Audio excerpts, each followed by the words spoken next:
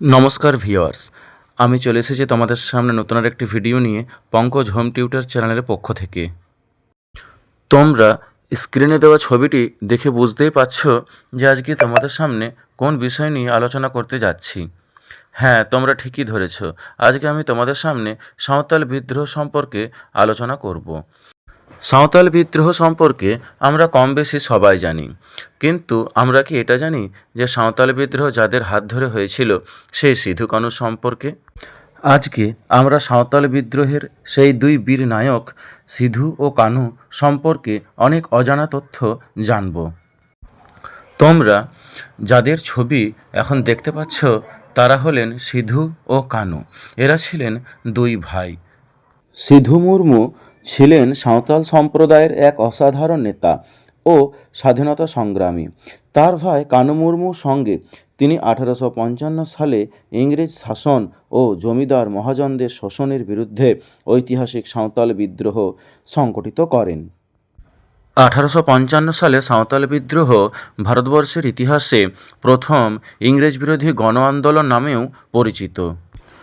সিধুর পুরো নাম ছিল সিধু মুর্মু। তার জন্ম হয়েছিল 1820 দশকে বর্তমানে ঝাড়খণ্ড রাজ্যের দুমকা অঞ্চলে। সিধুর গোত্র ছিল মুর্মু। তার পেশা ছিল কৃষিকাজ। সাঁওতাল সমাজে স্বাভাবিক নেতৃত্ব গুণের জন্য অল্প বয়স থেকেই তিনি সাঁওতাল সমাজে পরিচিতি লাভ করেন। সিধুর পিতার নাম ছিল চুনিলাল মুর্মু ও মাতার নাম ছিল ঝালকরি মুর্মু। পরিবার ছিল সাধারণ কৃষক পরিবার। ছোটবেলা থেকেই সিধুর মধ্যে নেতৃত্ব গুণ, বিচারবোধ ও সমাজের প্রতি দায়িত্ববোধ ছিল। তার মধ্যে ছিল অদ্ভুত স্মরণ শক্তি ও বুদ্ধিমত্তা, মানুষকে একত্রিত করার ক্ষমতা, অন্যায়ের বিরুদ্ধে ভয়হীন মনোভাব, সাঁওতাল ঐতিহ্য ও ধর্মীয় বিশ্বাসের প্রতি গভীর জ্ঞান। তার কথায় ঠাকুর ঝিওর অর্থাৎ ঈশ্বরের নির্দেশ পাওয়ার বিশ্বাস, যা জনগণকে আরও শক্তিশালীভাবে তার সাথে যুক্ত করে।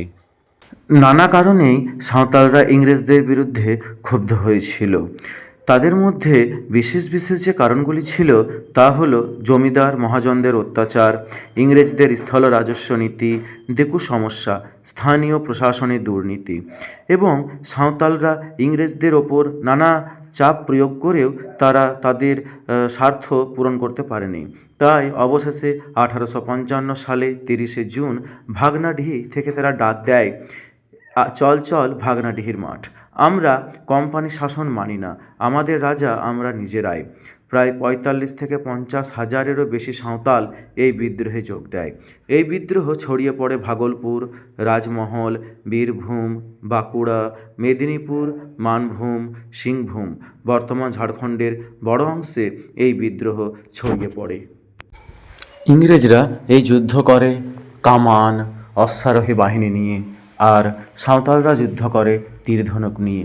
ফলে খুব সহজেই ইংরেজরা সাঁওতালদের এই বিদ্রোহকে দমন করতে পারে।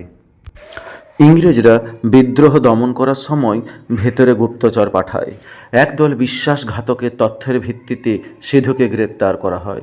অবশেষে 1855 সালের আগস্ট মাসে তাকে হত্যা বা ফাঁসি দেওয়া হয়। দু ধরনের বর্ণনাই ইতিহাসে পাওয়া যায়। সিধু ভারতীয় স্বাধীনতা আন্দোলনের প্রথম আদিবাসী নেতা। আজকের দিনে সিধু ও কানু আদিবাসী সমাজে দেবতারূপে পূজিত হন। তার স্মৃতিরক্ষার্থেই 30শে জুন বিশ্ব হুল দিবস রূপে পালিত হয়। সিধু ও কানুর স্মৃতিরক্ষার্থে ভারতবর্ষের বিভিন্ন জায়গায় তৈরি করা হয়েছে মেডিকেল কলেজ, হাসপাতাল, বিদ্যালয়, জাতীয় পার্ক, তারপর তৈরি করা হয়েছে ইউনিভার্সিটি, নগর, জাতীয় উদ্যান প্রমুখ।